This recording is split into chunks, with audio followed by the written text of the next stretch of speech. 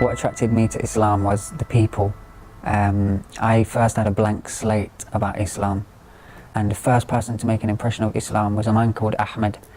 Now, I approached him in order to inspire him with hope that there are good people left in the world. However, it backfired on me because when I approached him at his phone store, he asked me if I needed any help, thinking I wanted to buy a phone. But I said to him, "What are you reading?" And he said, "Oh, just some religious book," and then went to carry on reading, not expecting me to stay. But I said, "Can I listen?" I didn't want to listen, I was just trying to pay him respect, because he was a different colour or creed to me. And then he said, "Yeah, this is a book about the Prophet Muhammad, peace be upon him. Have you ever heard of him?" And I said, "No." He actually introduced me to the Prophet sallallahu alaihi wasallam. He said, "This is the Prophet of Islam, like the Christians believe in the Prophet Jesus, peace be upon him." So I said, "Okay," and I understood then.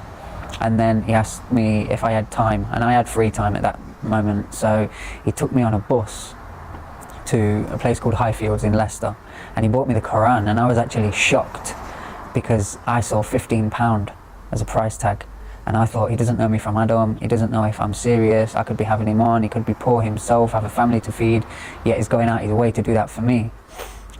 So I made a sincere intention to read that book, at least out of respect for him, if nothing else.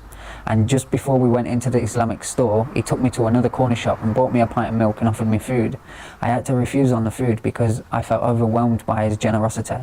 And I remember crossing the road to the Islamic store and saying to myself, if everybody treated each other the way this guy's treating me, this would be paradise. That's when I walked in and I saw the shop, and he bought me the Quran. And then later down the line on my journey, I was going to the MASJID, and I was going to this MASJID, and what attracted me was all the different people from different nationalities, different colours and races, all under one roof, and it matched my natural idea of oneness and unity that I'd always carried with me anyway.